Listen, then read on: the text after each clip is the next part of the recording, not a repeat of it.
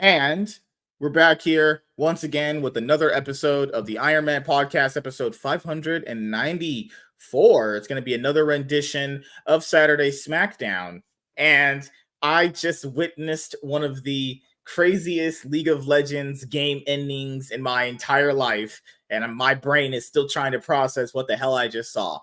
But as I distanced that in my brain just for about an hour and a half for this show, good news, everyone. I did put in my new router, and your boy's internet is way stronger than it was before. Over 700 megabytes now added to my arsenal. Unlimited power. As your picture looks clearer. Yeah, it's crazy. You know, I'll say this right now. The Star Wars prequel trilogy, the first two movies are straight up not good. It's crazy. The only thing people talk about in episode 1, man, did you see that fight scene? Yeah, it's like the only part everyone even remembers because the rest of the movie is just a steaming pile of shit. Actually, it's Duel of the Fates. That song. That's the only thing I actually remember. Yeah. The only thing I remember in episode 1 is literally just the ending when they fight Darth Maul. Everything else is just like a fucking blur, honestly. Attack of the Clones is even worse. I remember jack shit in that movie. I remember like Obi-Wan doing some Batman work because General Grievous and the other Sith guy are trying to make clones of people for like the Empire to have their own army. Oh no, you're already melding 2 into 3. Yeah. Grievous didn't come around until the third one. You're right. Damn, you are right. This my brain was in the right place. They were doing something with like the clones or some shit like that, and then all you remember is just the end. A love story. That's so awkward. It's like Twilight level awkward. I mean, their acting was so bad. Like I don't like people don't understand. People go crazy if you do levels of performances that bad, right? I don't really go on YouTube, type in YouTube movie clips, watch that right now as an adult and tell me that shit is quality. If the prequel movies come out in this time period around 2010 to about 2017, they will be eaten alive. The first two movies are like dog shit. Come on, still better than anything Kathleen Kennedy's put out, though. Yeah, that's actually sadly true. A movie that basically no one even remembers for the first prequel movie, other than the actual last 10 minutes, it's probably better than anything Disney's ever put out. That's sad. I would say that first movie's fight scene when they're just fighting each other and they're just going blow for blow really is very good, really well choreographed. And Liam Neeson straight up saves that entire movie. Like, imagine a movie without Liam Neeson. How much of a dumpster fire that first movie would have been? He strapped in on production, was like, George Lucas, I'm carrying you guys. I'm just gonna strap in my helmet. They watched that movie and they went, we got to do a Taken series with him. By far and away is one of my favorite Jedi in the series. Actually, I will say Liam Neeson's Qui-Gon Jinn, one of my favorite characters. Actually, and then what was a crazy thing? I like some stuff in Solo. I did like that gambling bit they did, where he was tricky, where they were like tricking each other or some shit. That was actually kind of cool. But other than like, yeah, you know what's crazy about Solo is I didn't think that it was honestly all that bad as people said, but it's just a useless movie. Like, you ever watched a movie in a series and you watched it because it's part of the series, part of the gravitas, and when you watched it, you're like, why did I watch that? It's really just straight up useless. Like, that's what Solo is. It's not like insulting other than like the actual way he got his name. It's just useless in the grand scheme of things. Like, why does this exist anymore? You know, like everything after Alien 1. You didn't like wow, that's crazy. This man's already cooking. This man's crazy. Hey, hey, don't knock Aliens. We just got millennials in space. Or is it Gen Z? No, it was Gen Z. Sorry, I apologize. Gen Z in space. Gosh. Now for Disney coming up, we're gonna have The Mandalorian and Grogu and a Rey Solo movie. No, I shit you not. Rey Solo movie. I do not think that is actually going to. I still don't think those are going to come out. How many projects have been announced by Lucasfilm that have never actually come to fruition? It's a good question. I still remember when they announced the Rangers of the New Republic for Gina Carano. That ended up getting canned. that all unfolded. You know, like I think the Ray movie will come out because they're all on this like woman rah, I'm blah blah powerful and more men and all that bullshit. It's crazy. Disney has this mindset that women are the best, even for their Star Wars franchise. Where does that lightsaber come from? Yeah, I thought, yeah. Everything she has comes from a dude. Even her grandfather, her grandfather's Emperor Palpatine. Yeah. Oh no, it wasn't a clone of grandfather or of the original Palpatine. Clone? Oh god, it's even worse. I never actually saw the final movie in that trilogy because it jumped the shark when she became a Mary Sue. So at the beginning, yeah, that would be the beginning. Man, it's a terrible series. This is kind of what I tell people is like Star Wars is a series where like the average person only probably watch like the first 6 movies, whether it be like in order of the originals or the prequels. A lot of people, just like myself, I didn't really knew there was this like extended universe of like books and everything. I knew there were video games. I knew there was the Clone Wars, that was big on Toonami. Like the Clone Wars was the biggest thing for Star Wars. That's the only thing Star Wars had for a very long time. It was on Toonami. Well, I like the way of watching it in the sense I've heard it described by different names, the Hacksaw version or the Axe version. What you watch is A New Hope, Empire Strikes Back. Then you go back and watch Attack of the Clones, and then the Revenge of the Sith. Then you go back and watch Jedi, so that you see Luke's progression, then you see the backstory of Vader, and then the redemption arc in the final movie. You know, some way in my head, I wish that the series would have started out like Mission Impossible, where the first 3, like the first 2 are not like bad movies, but you could tell they definitely have their issues. And the third one, it really comes together. But in the 4th, 5th, and 6th movie, they really just get better with each one. I hope that Star Wars, maybe like in my brain, it's like I was like, you know what? What if they started out like the Mission Impossible movies, prequels first, then the original trilogy? You know, that would have been just a crazy come up, honestly. Well, I mean, Mission Impossible took from Star Wars in impossibly long names. You have Star Wars Episode 1, The Phantom Menace, Star Wars Episode 2, The Attack of the Clones. I mean, long spelled out names. Mission Impossible 6, Dead Reckoning, Part 1. So, it's a 2-parter? Yeah, it is. That's even worse. That's crazy. They actually changed it. They won't be calling this the 8th one Part 2. They're gonna change a different name. They felt like that was the reason why people didn't go watch it, and it's like, no, there's different reasons why. That was definitely a main reason, but because like people are that trend died out a long time ago. It's calling things in parts. That's like a 2014, 2010 kind of thing. Like that's been done forever. I was like, Part 1. It's like, well, there you go. That probably just shot half of your box office in the foot. And the other thing I was like, and then when you get to the Disney Star Wars movies, they don't. This is why they're the first one is so useless and bad. So if average people only watch like those 6 movies, they don't know there's comics, they don't know there's books, they don't know that that's because because J.J. Abrams said that they wanted to decanonize the entire extended universe because J.J. Abrams is a franchise killer. He wanted his content to be canon. He wanted to decanonize everything else. Same thing happened with Star Trek, by the way. That's why that happened in an alternative timeline when they rebooted Star Trek, because he said he wanted to not only decanonize old Star Trek, he wanted it to stop being sold and stop being aired. And Paramount was like, no, that's what keeps our lights on. So we're going to have this happen, and you're going to have an alternate timeline instead.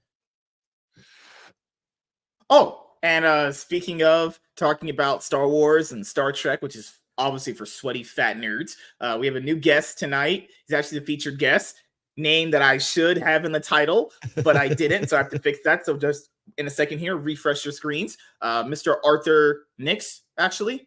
Yep. He kind of just fit in and blended in very well. He just started going at it. That's how guys are. Guys just one guy talks, the other one goes, the other one just jumps. That's how it really gets done. But nice to meet you, man. How are you doing? Nice to meet you as well. Hope you're having a good time. Oh, absolutely. First time here. So just, since you're a new person here, just tell the people about yourself. So primarily what I do on YouTube, Rumble, and kind of on Twitch a little bit, I stream about mostly politics and news. I talk about some entertainment stuff because I can't just be the guy that talks about Trump and Harris all the damn time, because that's boring as shit. And eventually one of them is going to be entirely irrelevant. So I live stream on Wednesdays and Fridays at 10 p.m. Eastern. And then most Saturday mornings at 10 a.m. Eastern. And then I release a video Monday through Friday at 6:30, 7:30, and 8:30 p.m. Eastern. And just talking about little stuff and telling jokes. I did improv for 10 years before I started making content. Awesome. So cool. I try to be light and have a sense of humor with my stuff. I have a very dry sense of humor. So the things that I find hysterical are things that I think most people don't find funny at all. And that's fine. So you're a big fan of British comedy? Or I'm a big fan of, it depends on the comedian. I like weird stuff. I think I really like absurdism. Okay. And I'm not sure why. I'm not sure when that happened, but like my thumbnails are all AI generated. I have Stable Diffusion installed locally, and that most of like my 630 videos primarily are just reasons for me to make the most absurd AI generated images of Donald Trump because I think it's funny. And like I had one where he was shirtless riding an eagle with an American flag. Because I want to be as absurd as possible, and it makes me laugh so hard when artists come into my comments and they're super mad that I have an AI generated thumbnail. So that's kind of more or less what I am. AI is no different than the canvas and the paintbrush. It is just modern tools. And the people who say that you can't use AI to generate things like art. Now, what comes out of AI right now is legitimate bullshit. Can I swear on here?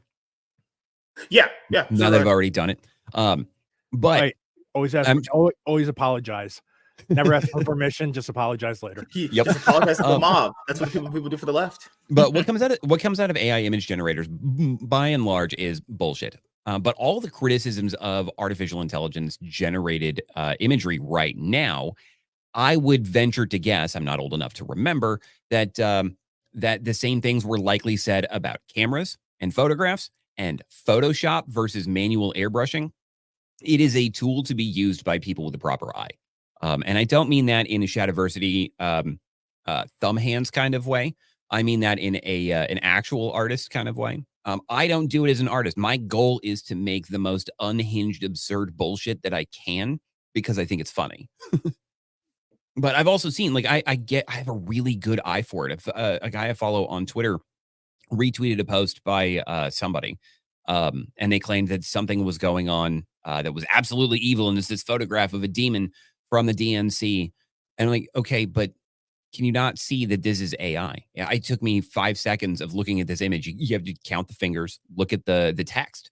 They didn't edit the text before they made this this terrible post, because it was supposed to be like a Moloch statue and say Planned Parenthood on it, but it said Plenardol Parenthood.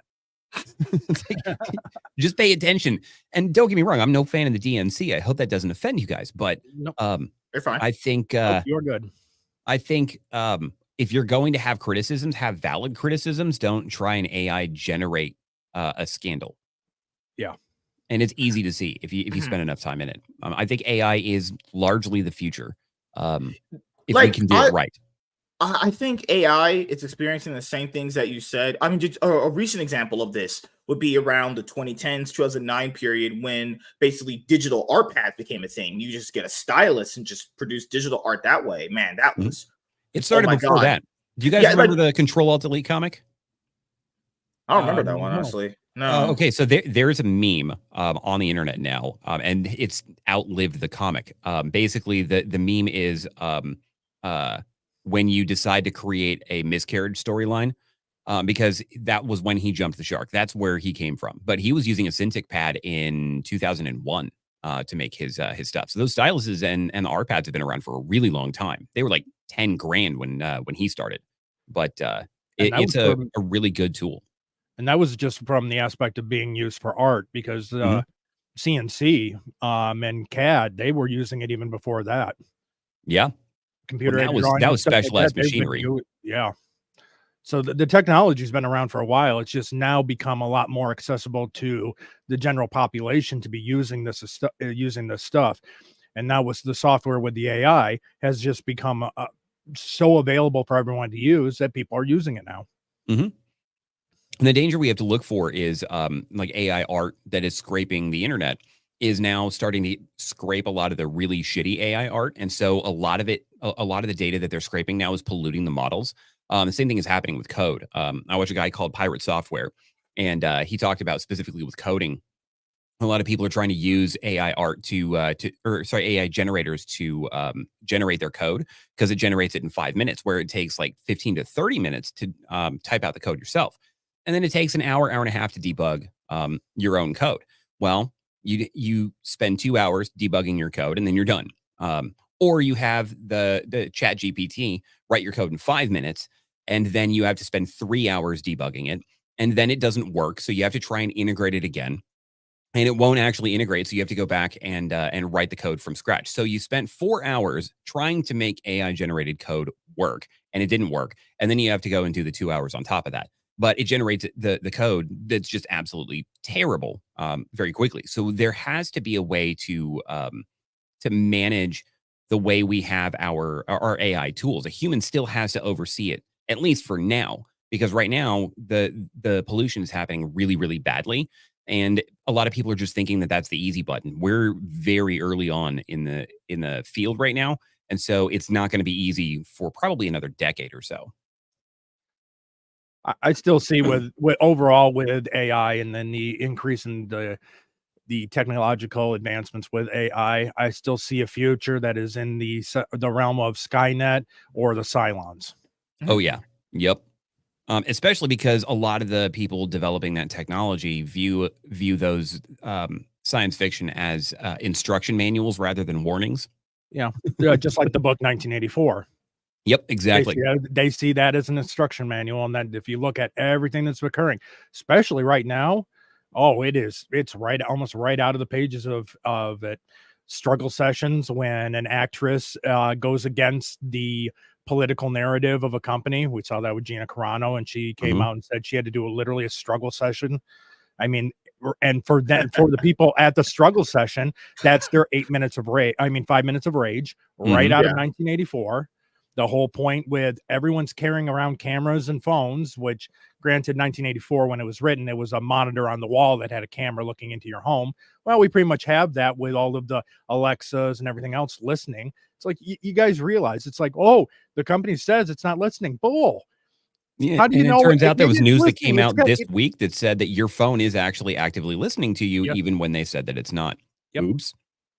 Oh, that was an oversight. We're sorry about that. Yeah. And it's like the U.S. government, they say the best way to describe America is that every 30 or 40 years, the FBI releases a document that says, yeah, we did it. What are you going to fucking do about it? And nothing happens. Oh, instead, we're going to put in a request for more funding for a brand new building. Oh, yeah, that's going to work out real well. Approved. Respect my law enforcement so we can go burn little babies in buildings in Waco. Always a good idea. So the reason why I brought up the digital art pad as an example for people that grew up just not too long ago, and remember that was one of a huge art blowback for a lot of people, is because the backlash for that was so insane that people didn't even consider you relatively an artist if you basically just didn't draw on paper.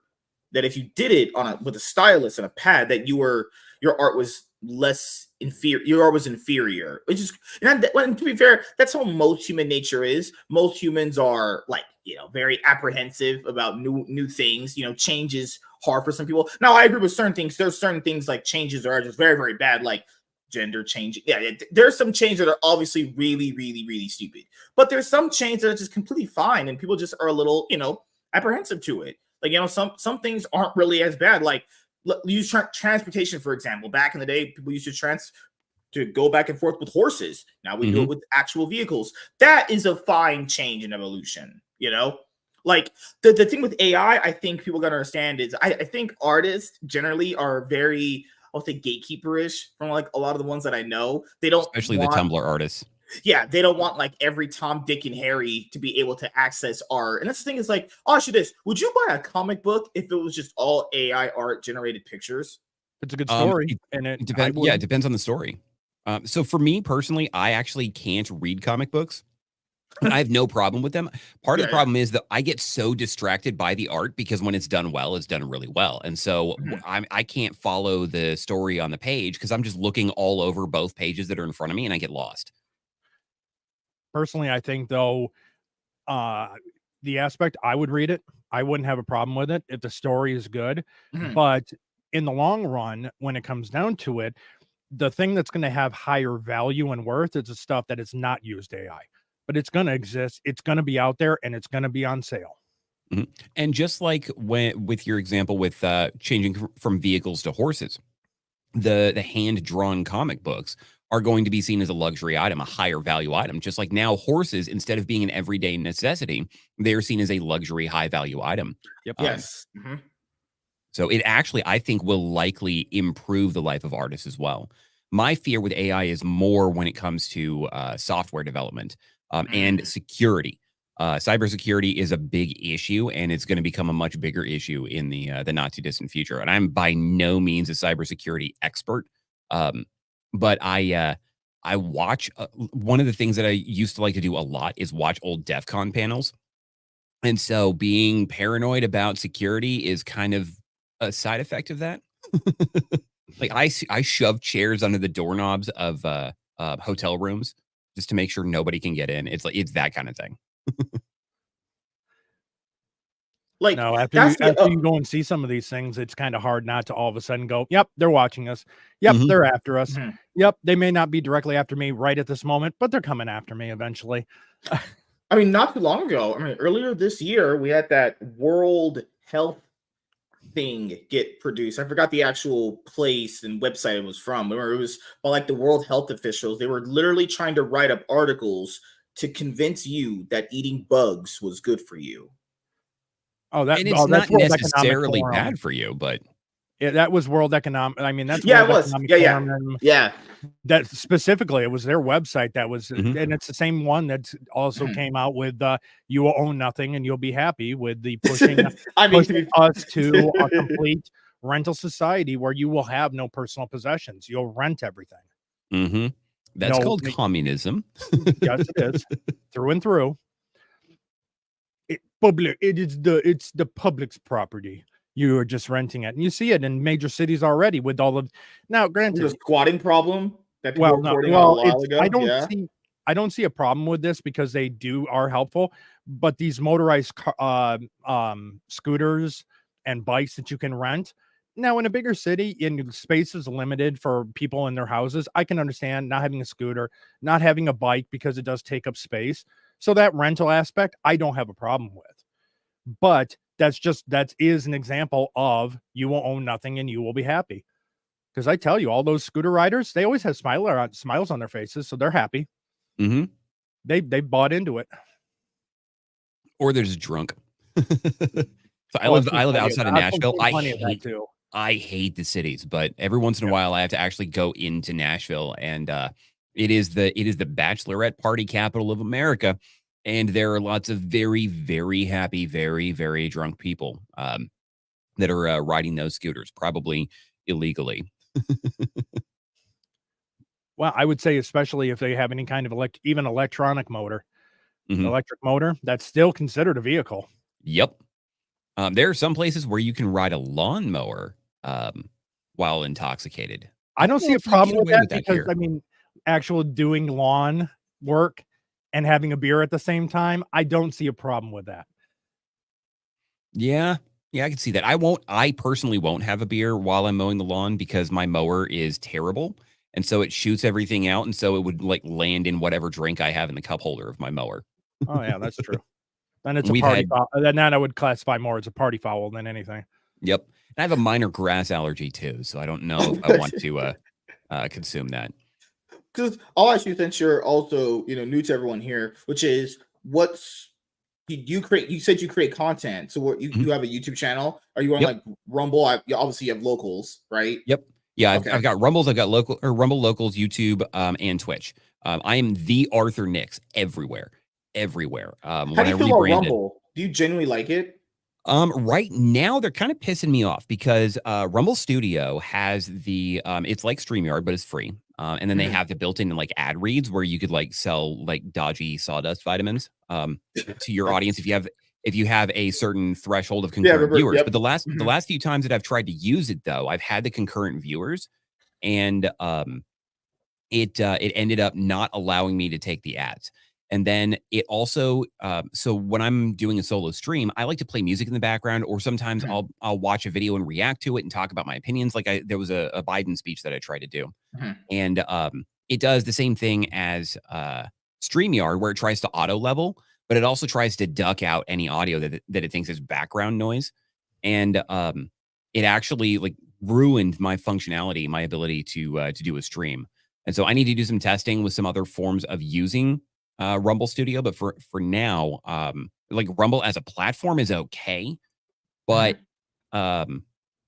they piss me off for technical reasons. Like the biggest problem I have with them is it's very, very difficult, if not almost impossible, to grow on Rumble. You have to have an audience and take it over to Rumble if you really want to be able to succeed. Twitch model. People forget. For people that weren't into like esports or gaming, because that's what the biggest audience was on Twitch, average bigger YouTubers, if they wanted to grow on Twitch, just said, hey, I'm streaming this game over here on Twitch. Twitch actually just grew mostly off that, you know? I tell people this a lot, dude. Rumble is only going to be able to grow off that. And people are factoring what I just said there about YouTube to Twitch. That took a while for Twitch to grow. And keep in mind, still to this day, the CEO just announced Twitch is not profitable. Twitch has been around since 2011. It's even subsidized by Amazon, one of the biggest corporations literally on this planet, actually. So the only way Rumble really grows is if that happens. But that's a while. That's not going to be like, you know, everyone's like, well, Rumble is just so much better than YouTube. And so, and I like Rumble for letting people say what they want. I think what they uphold is great in the platform. I truly do like the owner. I like what they're doing. But you got to understand what people think about Rumble and where they want it to be at is years away, actually. Now, they need to build some sort of algorithm that allows smaller creators to grow. Because right now they're favoring their big three: Dan Bongino, Steven Crowder, and there's one other. Carter and that's Carlson basically is pretty favored highly too. Yeah. I mean, in smaller creators basically get no love anymore. And if you want to get more people and putting more content on the platform, you have to give incentive to smaller creators, and not just, oh, well, you're going to get monetized right away and we'll give you a special deal with the small creators. I think they call it small creators or something. The small creator initiative. Remember that? It was like basically stream here 30 days consistently for like $500. I applied twice. I more than meet the requirements. Way more qualified. I was rejected both times. That's crazy. Yeah. Well, I don't have the time to stream that much, but I create a lot of pre-recorded content. They need to have a way for the pre-recorded content to have value too. Like I create as much pre-recorded content as I do live streams. But they're trying to be more of a live streaming platform. And I get that live streaming is a good model right now, but it's not the only valuable model. Pre-recorded content is still mostly king on YouTube. And so if they want to actually genuinely compete with YouTube, they need to have a way to benefit that as well. They're focusing on the live streaming model. And some of us actually have like a wife and 2 kids and a more than full-time job. That would be me. I don't have the time to be streaming as much as they require, especially because I'm not making any money at it. So if they want to get more people over there, they need to give us an opportunity to grow with pre-recorded stuff. And I had a previous channel over there that was doing really well, but I had to take a break, and they changed everything while I took that break. And when I came back, I was basically starting from scratch. Because I lost my original big YouTube channel, almost had 4,000 subs there. Stupid YouTube bullshit. So I ended up rebranding this channel to my main one, and I have the other ones for my smaller niches. And I just did my newest. This is my last podcast I'm gonna do for this kind of thing. This podcast. I started it on Rumble, and we put it here at episode 500. So if people want to go watch the older episodes, they can go on Rumble, they can go on podcast platforms. It's all on there. But I noticed that basically when I had the podcast there, nobody. I don't say people didn't watch, but you just don't matter unless you're on YouTube, if that makes sense, right? Like no one cares about what you're doing, unless you're on YouTube, Yep. And that's why I'm like, I'm adding Twitch in, because I want to figure out a way to grow. And the politics niche is actually really small, especially the time frame that I stream. And so I've gotten really good at setting myself in the politics discussions. And so I'm going to try and hit those kingmaker slots and see if I can grow on other platforms. And yeah, maybe eventually they'll move over to Rumble, but I'm making more money on Twitch right now, which is, I made 4 cents last night. But I'm making more there than I am on Rumble. It's going to be forever before I get any money. I got paid twice on Rumble. You technically would have to have people like super chat you on Rumble, which is like the Rumble rants. But there was, dude, I swear, between my first check from Rumble and the second one, there was months where, do you know how you have like the account overview that like barely ever updated? I had put like hundreds and hundreds of like podcast on there. And remember, I told you I was hit before. I have pre-recorded podcasts, and I'm for my League of Legends podcast. I'm putting on all the episodes over there because I want everything to be safe on Rumble, just in case anything happens. I don't lose everything like I did before. I put out all my pre-recorded content over there from past and still present. There's times where my account doesn't even update. Like it'll show like $5.70 and then it doesn't update for months on end. It took forever for it to update before I'm like, this is crazy. Like they do have legitimate like platform issues, and you know, if they ever were to fix these issues, as I said, they could definitely compete. But the other problem is the reason why they can't compete is what the CEO said. Remember how he had that thing where he was talking about the whole Dunkin' Donuts and advertiser problem? If Google really has been suppressing them in the search results, because factor in, there is a lot of people on Rumble for the amount that would definitely push them in like search results for social media. Like they would be recommended when you type to like social media platforms, they would be arguably in the top 5 in search results. But if Google really is suppressing them because they want YouTube to compete and be obviously the top dog with Twitch, like people would factor in, because someone asked me like, do you really think YouTube suppressed them? Guys, Google has an added literally $1 million investment to make sure YouTube is king. Like there's legitimate reasons why they would suppress somebody that they don't only just don't like politically, but they want YouTube to be the only player in town. So if they ever get this lawsuit done with Elon Musk and I think Andrew Tate and a few other people, maybe that's when Rumble gets to be a lot bigger, when the search result bullshit is over them. Because I do believe I feel like they are being suppressed when it comes to these search results. It's monopolistic behavior because Google and YouTube are all a part of the Alphabet company. So it's the same company. Of course, they're going to push their own companies ahead of competitors, which in itself is antitrust behavior. Yes. And so for a lot of people, they're actually facing the prospect of being broken up as a result, just because of the App Store issue. I mean, there was another lawsuit that came through that had a verdict that found that they were guilty of antitrust behavior. Yes, so for a lot of people who don't know why that's a bad thing, because we answered this last night with the whole Lauren Chen thing. I'm not saying she did anything, but for hypothetically she did. Like the reason why you can't take money from foreign affairs is X reason. We went over it last night, everyone. The reason why a competitor can't do that is because basically, let's say I'm Google, let's say you're you're Apple, and let's say he's like Amazon. I can't go to him and be like, hey, don't sell that guy products. You can't. The idea behind it is supposed to let the consumer decide what they want to spend their money on. If me and you collide and collude against him to make his business lose profit, that's why it's antitrust. You can't do that. You literally can't do it. Yeah. It's antitrust, and it's a collusion, which is actually a crime. Collusion is an actual crime. Yep. Yeah, you basically can't collude and basically collab with someone to take someone else's business down. That you actually literally can't do that. And people understand what I just said there. If you actually think that's good, you're like retarded. Like it's basically sabotaging someone because you don't like them. Like in the business sense, it basically goes like this: all's fair in love and war. It's a saying we used to have back growing up. Just let the girl pick who the best guy is. And since you've called me Amazon, screw you. I'm just going to work on my penis rockets. So the thing is, like, I think that monopolies in a true free market are 100% okay. We don't live in a true free market. We live in a cronyist system. We live more in cronyism than we do in capitalism. In a true laissez-faire free market capitalist society, monopolies exist because they are the company that has the best product at the best price with the best service, and the customers know that. Yes. And there is nothing in those situations to prevent a competitor from coming in and usurping them and then potentially becoming a monopoly as well. The reason Microsoft actually was okay with being busted up in the late 90s is because they knew the regulations that would come in as a result of that busting would cement them as a monopoly, because now there's new regulations that Microsoft, a multi-billion-dollar company, even in the late 90s, can afford to comply with, but a competitor can't, which is why Apple is the only competitor with Microsoft, realistically. Yes. And yeah, I get that Linux is a thing, but it's nonprofit. Like, you're not buying a Linux machine. It's almost impossible to update unless you have a computer programming degree. You probably don't know how to use Linux very well, and it's not going to run any of your games. Even the Steam Linux fork in and of itself doesn't run Steam or any of the games on Steam.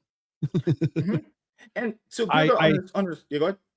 I was going to say, though, I think we might see a change when it comes to Linux or a different operating system with what Microsoft is proposing of Windows becoming a subscription service.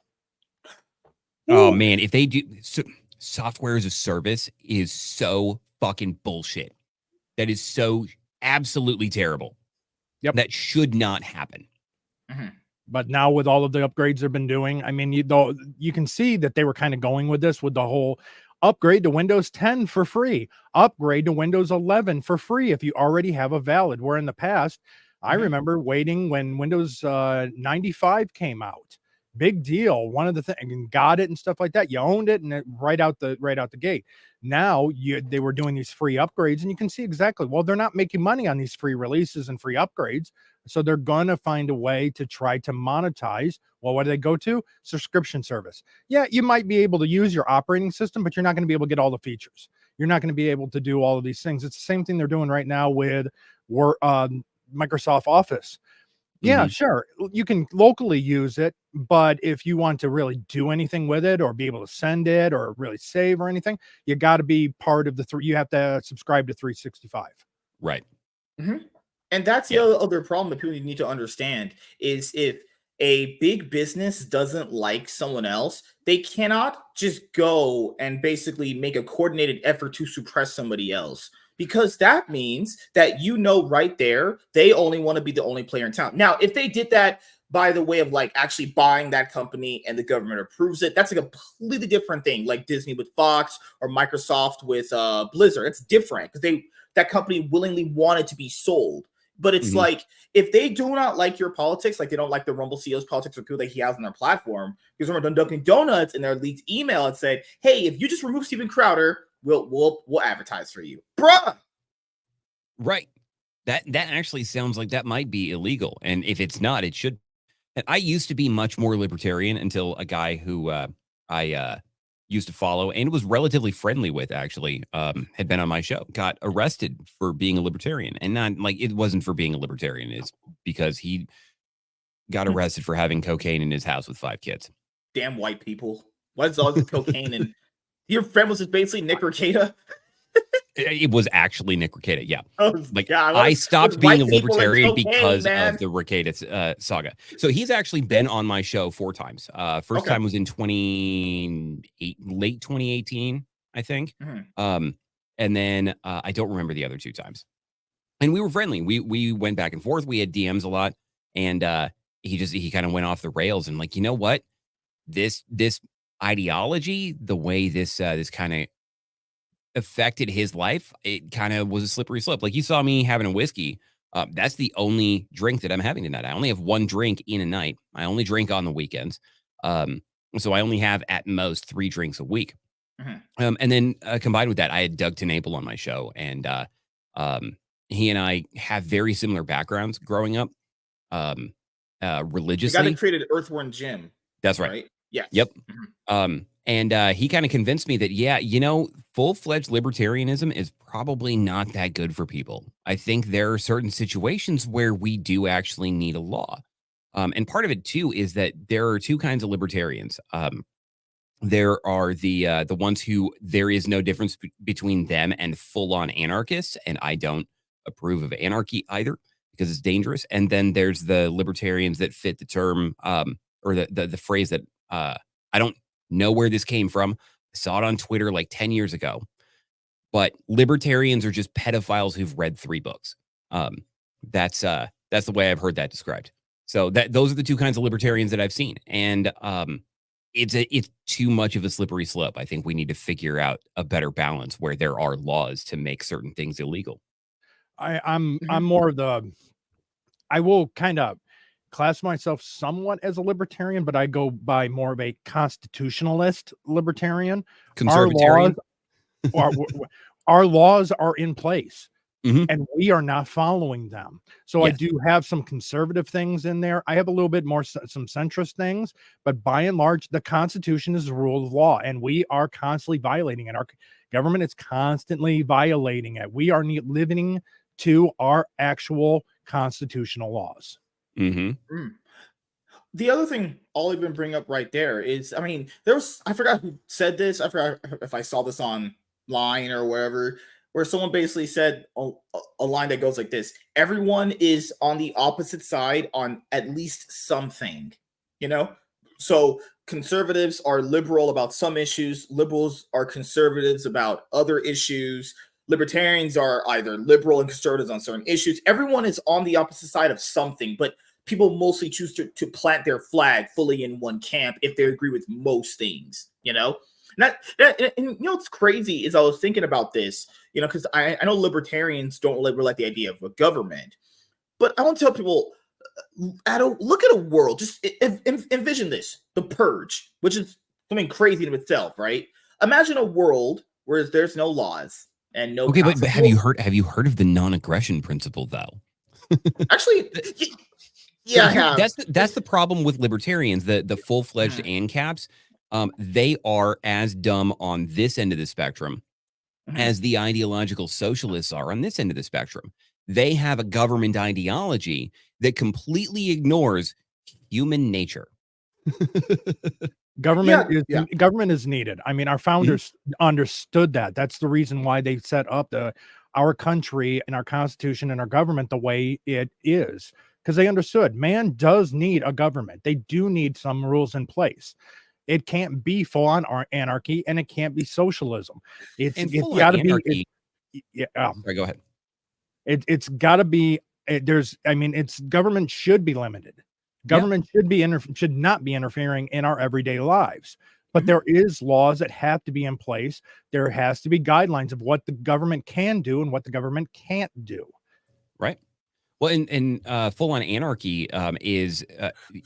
Full-on anarchy will exist for 3 weeks at most, because you're going to get your ANCAPs who have their recreational tactical nukes, and then the one guy who gets the most recreational tactical nukes is going to take over. It's just communism with extra steps, because it will devolve into a full tyrannical system. And a lot of ANCAPs are like, oh, well, you're just saying, well, what if the warlords take over? Yeah, but you don't actually have an answer for that question, do you? Because there is no actual answer to that question, because the warlord will take over. Look at what happened in the Chaz in 2020. The warlord literally took over and ran it for like 3 weeks. Or you can use an example that all of us grew up with. Remember the Saddam Hussein thing? Yep. If someone really wants to basically make sure you don't rule, they will get up there and kill you. Now, I got a funny thing about the whole. Okay, so you have the first Gulf War, right? At that time, Bush Senior got a coalition of countries together to kick Saddam out of Kuwait. They successfully did that, but Bush Senior wanted to continue into Iraq. But all of the people that joined to kick him out of Kuwait said, no, we're not going any further. So it died. Come along Bush Jr. And I think when they got Saddam, he was like, Daddy, look what I did that you couldn't do. I got Saddam. And did you hear that the Dick Cheney recently endorsed Cackles? I'm not shocked. At least he's being honest about his politics now, right? Yeah. Well, the other thing that I'll bring up to people with this idea that a lot of there's libertarians out there that generally think things would be better without even just, let's say, cops. Okay, so the way we've grown up in our lives, just say from like how we grew up in 1980s to now, right? The reason why people will second guess doing something is because they know that if they do something bad, there's a chance someone's going to call the cops on you. Now, I understand. I was almost a cop myself. Not every cop is good, but I also generally think not every cop is bad. No, notice how the narratives are only when bad cops do something. Media doesn't point out when good cops do something, but I digress. The way that you think about that is the actual goodness and ultimately great thing about that. The way that you just second guess doing a crime or doing anything, knowing you might spend the rest of your life behind bars, is why that should exist. Because keep in mind, nothing of a world where that doesn't exist, and it's just going rampant. Mm-hmm. See how different that is? And yes, I agree. The system is bad in most cases. I fully get what people are saying. If you lay out an argument, I will probably fully agree with you. But the problem is we need to have that because people are unpredictable. We're in LA just a few months ago. A guy tried to rob another man's house. He pulled out a gun, shot him, almost killed him. He didn't go to jail, luckily, right? He lost his gun license because he yelled at the cop. But at least we had cops that went and checked the situation so that family's okay, right? Now, keep in mind a world where there's no cops that came, man, and we just had full-on gun war right there. Like, people are saying there's a reason why these things are in place. Now, if they get corrupted along the way, that's not because the actual ideas are bad. It's the people that make them is what corrupts it, honestly, you know? Yep. You want to live in a world with no law? People say, you want to live in a world with no laws? People think there's pedophiles now. Try a world with no laws. Yeah. Well, that's why that quote came up. Libertarians are just pedophiles who've read 3 books. Because I mean that's the primary platform in a lot of libertarian circles is lowering the age of consent. No, I've been younger. I think the age of consent should be raised to 30. I think I think we need to go back to landowners only being able to vote and net taxpayers. And taxpayers. And actually, to be perfectly honest, because of the situation we're in, I really think it actually should be taxpayers. If you pay into the government more than you get in services, then you should therefore have the right to vote. If you are getting more from the government than what you're paying in, then you don't have a vote because you're going to be completely concerned with your own self-interest and making sure that you have your government cash coming in. Now, people truly think that the world would function. People truly think the world would function better with no laws. That's crazy. And then the other stupid idea is that if we ever had a purge, that after it's over of this purgatory where there's no laws, that everyone would just go with their poise and there would be no crime every day. Like, guys, that is just so stupid. There's no, if you've lived a life from basically up to like 30 years old, you know that's not how people function at all, regardless. You know, basically, if you cut someone off driving, they could probably get up and shoot you. Yep. Look at the Chase Bank glitch that happened last week. Oh yeah. Oh man, gotta love those idiots. God, man, people are literally retarded. The thing is, Kamala, you've talked about Kamala in your recent videos I've seen. Kamala Harris, a person who's we don't even know her policies. Just use her example. We don't know her policies at all. We know Trump's put them out. We know them very well. Some I think are literally not possible. Not that I don't agree with them, but they're almost not possible given our current economic state. She could literally just run just because she's black. Like most people will just say, "Oh, I want to vote for her because she's a woman." That's how stupid the average person is. They're literally just dumb. Same with Hillary and Obama. Why do people vote for Hillary to even have her close to Trump? Well, I want my first woman president. That's so fucking gay.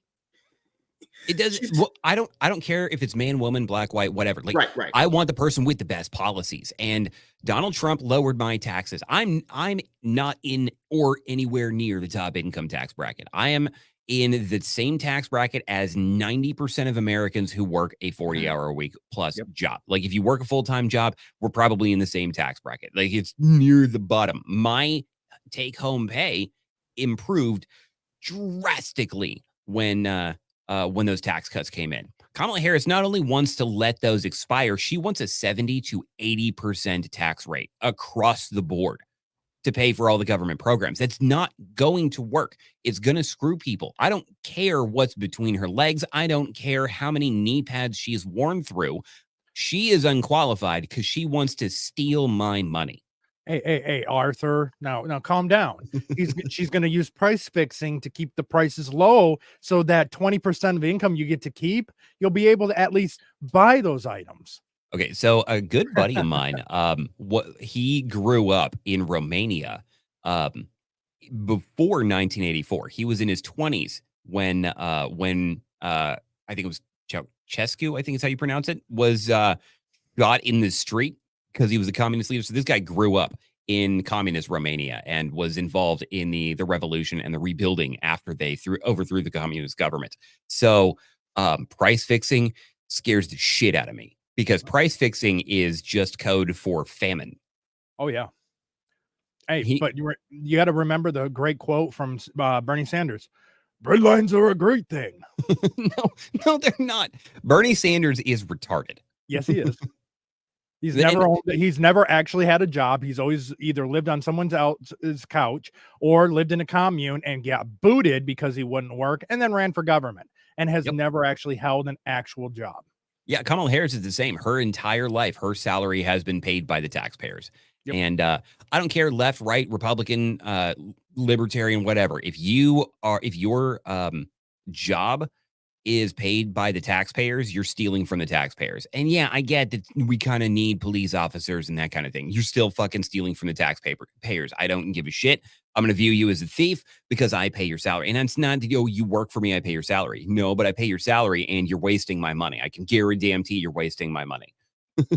That's the reason why I have such a problem with public sector unions. Yes. Because totally agree. No, you're not striking against the government. You're striking against the taxpayers. Mm-hmm. You're striking against us. Yeah. When I was homeschooled through from third grade through high school.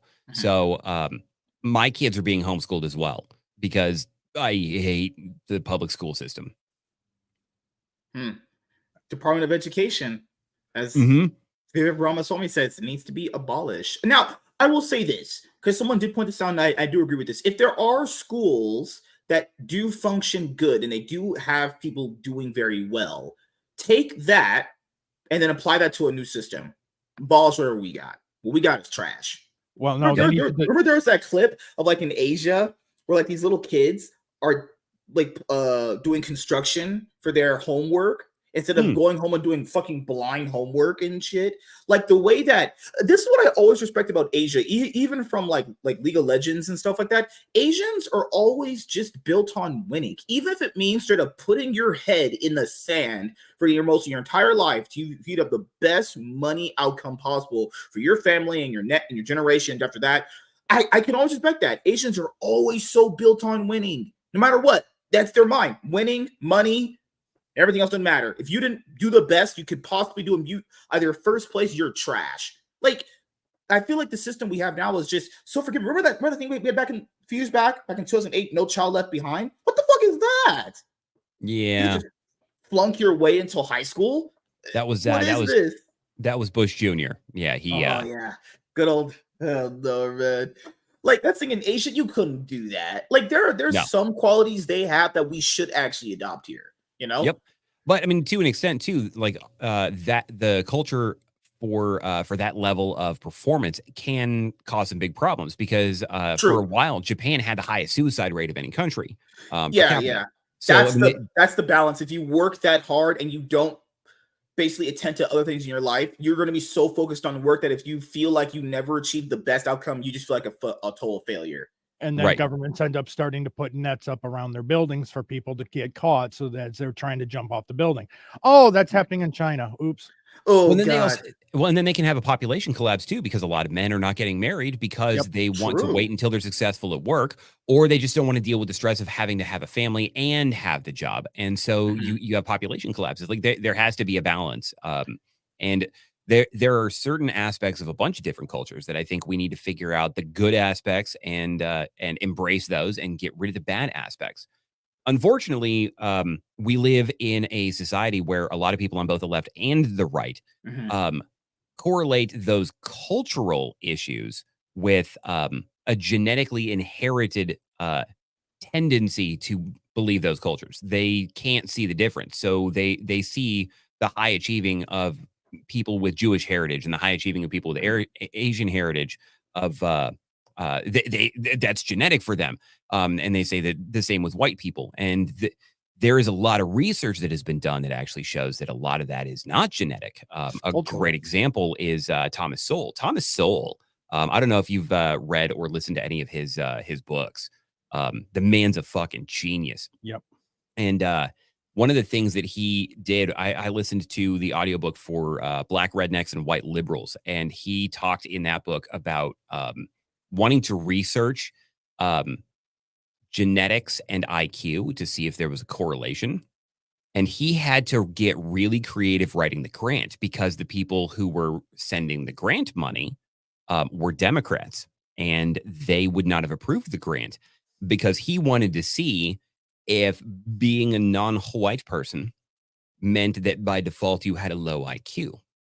And the Democrats didn't want to send the money because they were afraid that was, or because they believed that was the case, and they didn't want science to back it up because the Democrats are racist. And what he found in his study, because he was able to get the grant money for it, is that IQ is A, not inherited, B, is determined in early childhood. Firstborns tend to have a higher IQ because they get the most one-on-one time and therefore education with the parents. Also, you can raise or lower your IQ over your lifetime. So IQ isn't even fixed. So a lot of people are like, oh, well, this demographic here, their bell curve is a little bit different. Well, yeah, their bell curve is a little bit different because if you look at it on a global scale, there are still people in that particular demographic who haven't discovered the wheel yet and barely invented fire. But if you look, he said specifically, because I mean, there are a lot of people on the right on Twitter who like to say that that Black people specifically, they're genetically like they have lower IQ.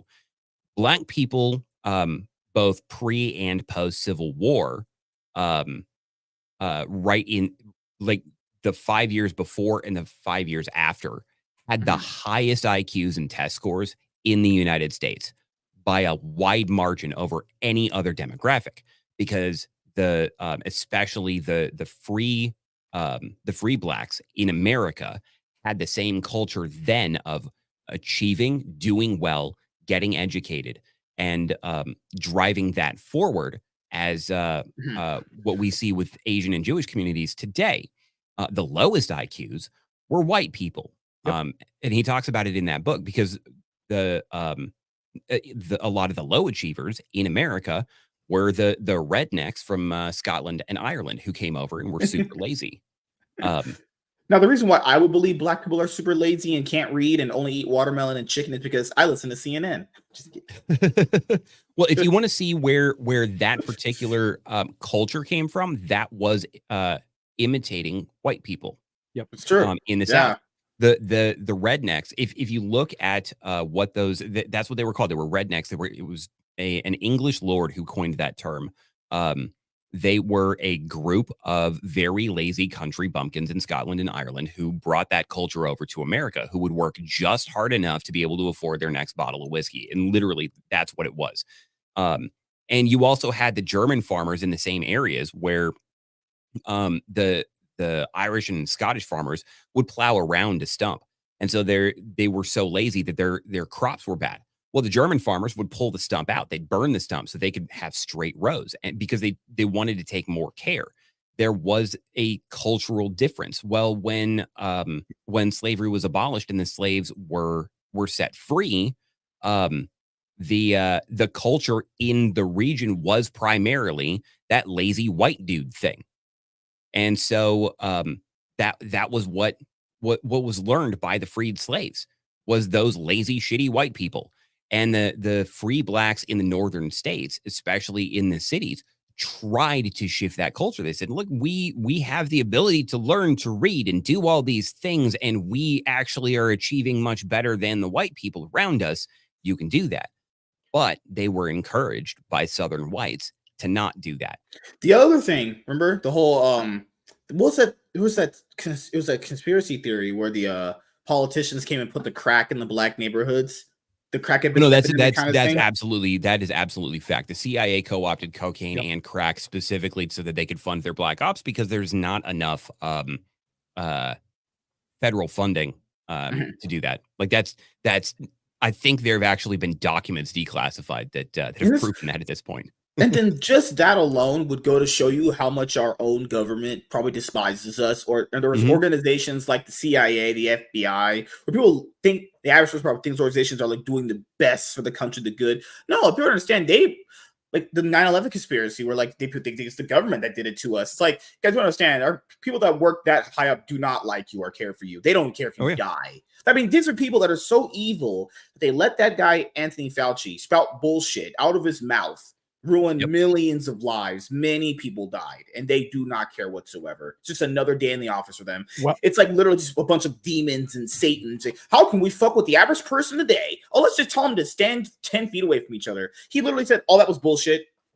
Well, let's put it this way. If we're going to Fauci, just look at the history of Fauci. He was not an unknown quantity because he went all the way back to the AIDS epidemic that happened in the 80s. And even the gay male population was not happy and did not trust Anthony Fauci, did not respect him, and feared him because of his trials that he was doing with AIDS patients in the 80s.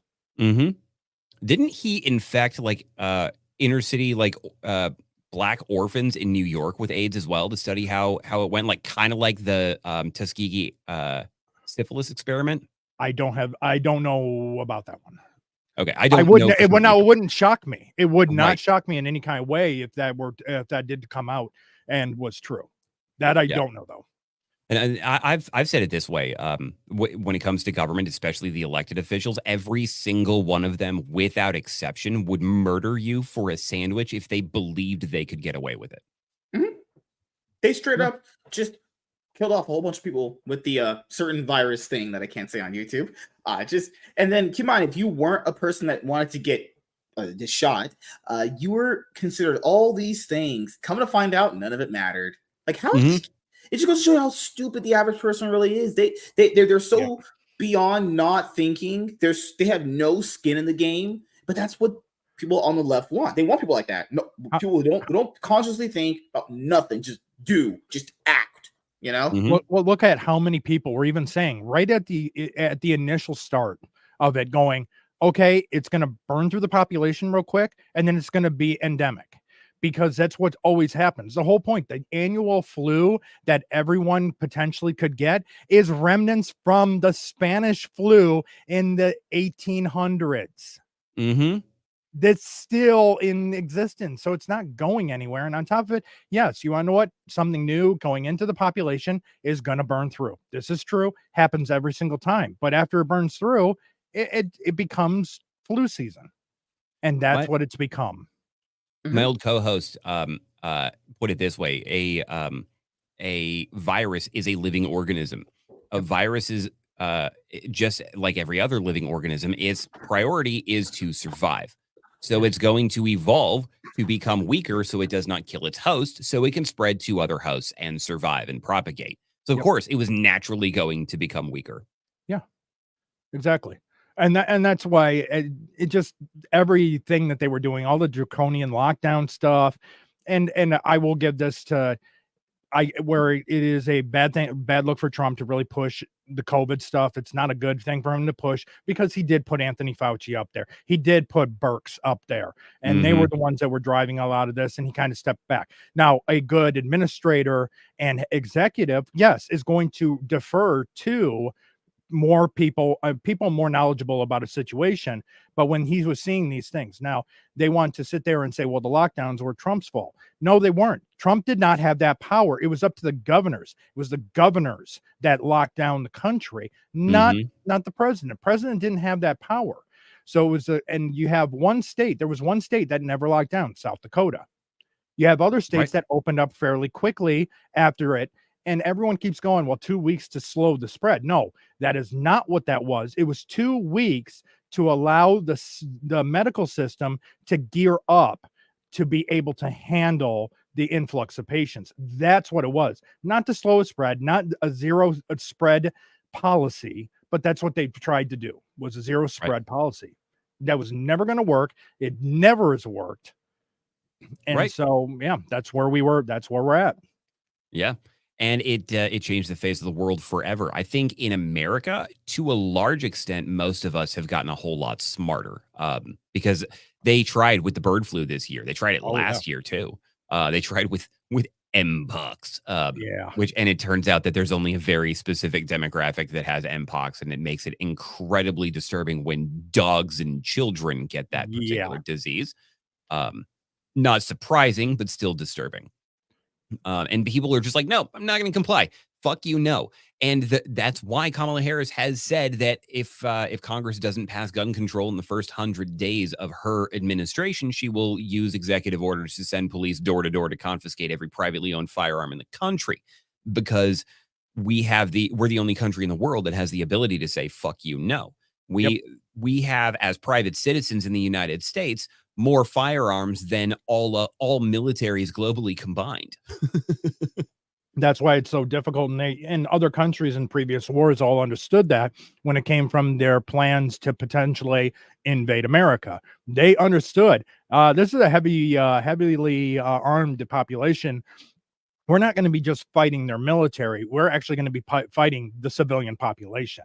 And we have some rednecks in the civilian population who will eat you just because it's funny.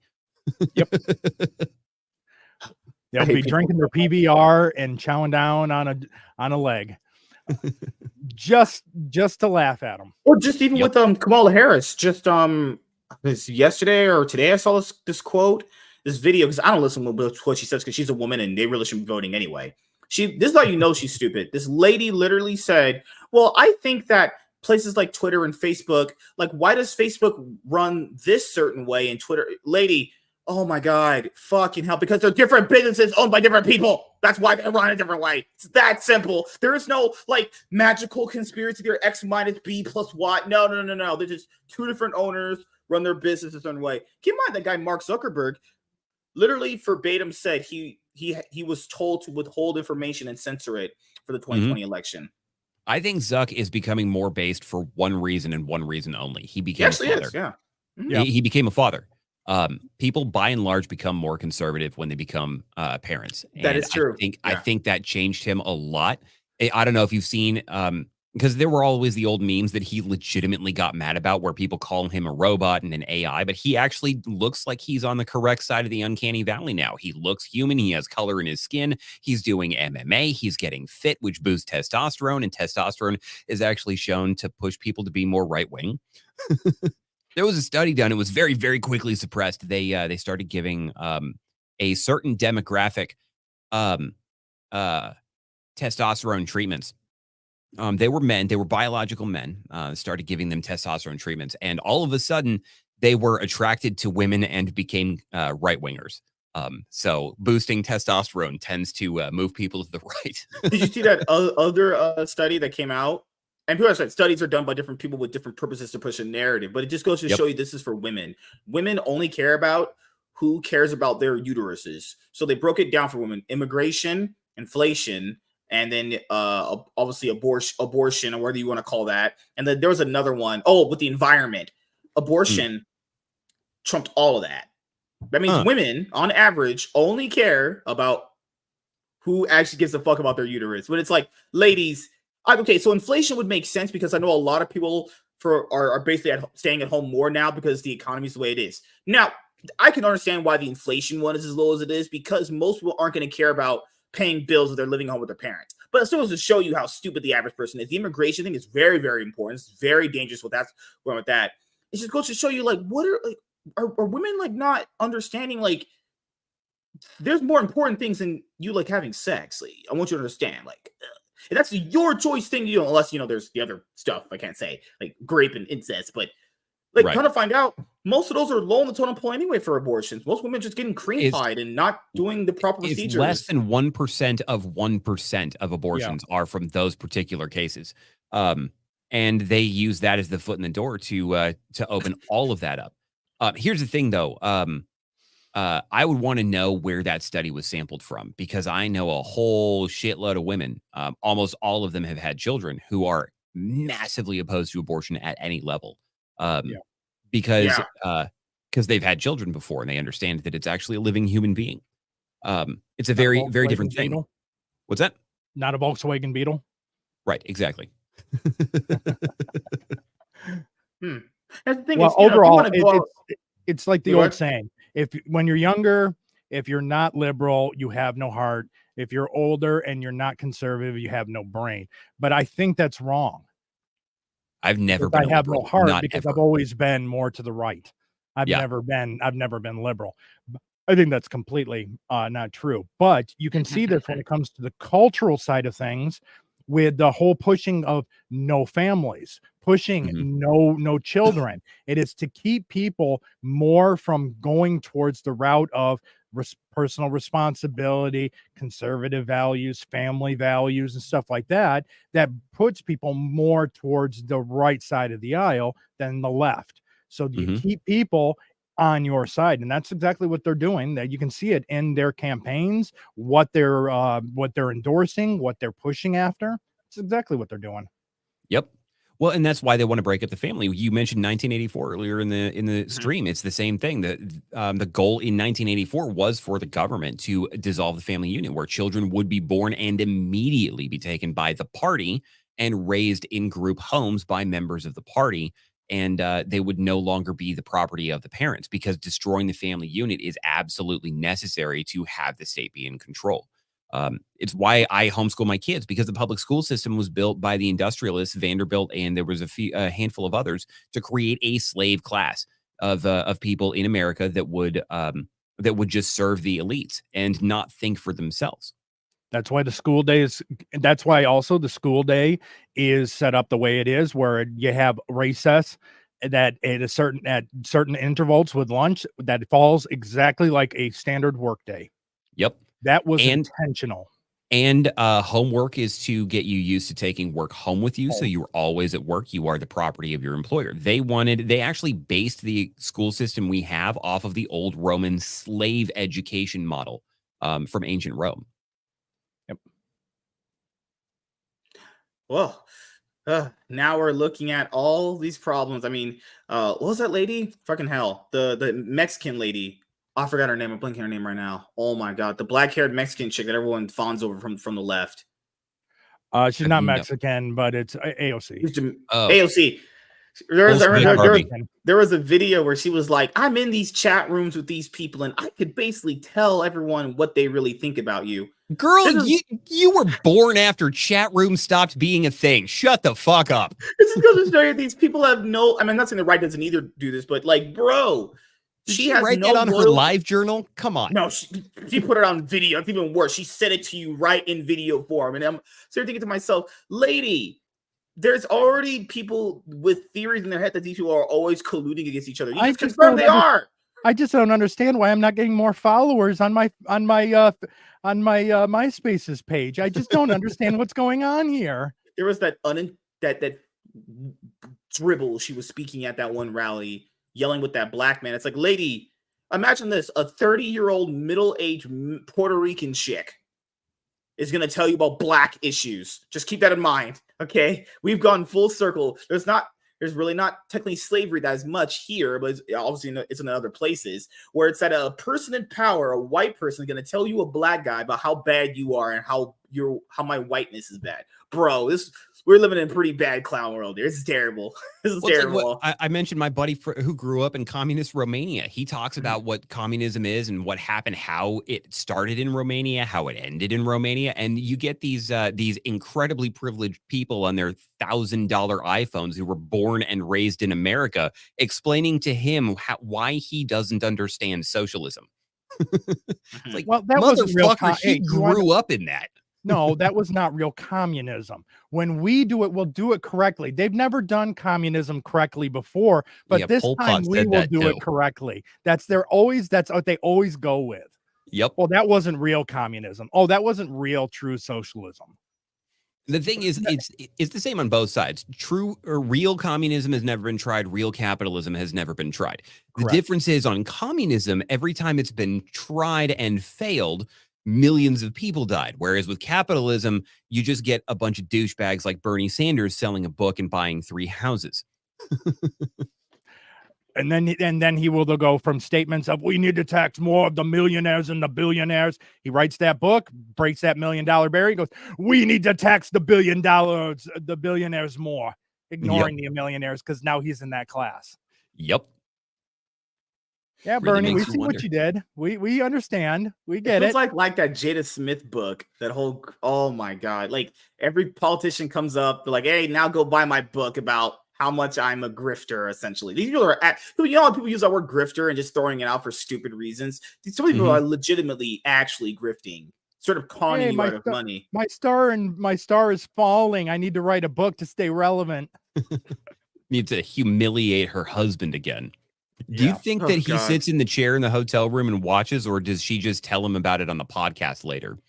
I would say tell him on the podcast later. Gets more clicks, more views that way. Yeah. And that in Hollywood nowadays is pure narcissism. Oh yeah, I think it always has been some kind of it's always been narcissism and voyeurism. To be perfectly honest, I almost think when it comes to Hollywood and Hollywood movies and stuff like that, it's pure voyeurism. Yeah, very probably.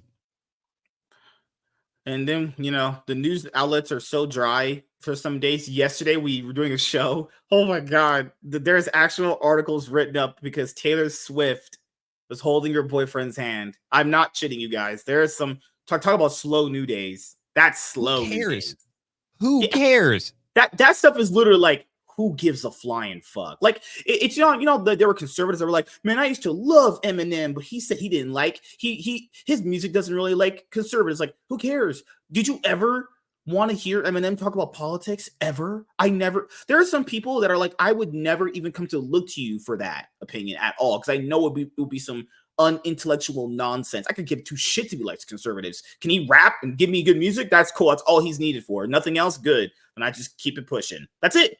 Why would you ever go to Mr. Marshall Matthews, whatever the fuck he's called? Marshall Mathers could never put out his first couple albums today and survive. That's why he had the 2 Slim Shadys. only Eminem could feature Slim Shady in a music video. Just putting it out there. Yep. I don't listen to a lot of rap. I tend to primarily listen to European metal at this point. Mostly like Sabaton and Nightwish, Epica. I like some of the old emo stuff. But it depends on what the emo stuff is. Because like Fall Out Boy, I hate. Panic at the Glory Hole, I hate. But some of it's pretty good. But that's the music I grew up with. I grew up I grew up with the grunge era. So a lot of my musical tastes kind of fall around there.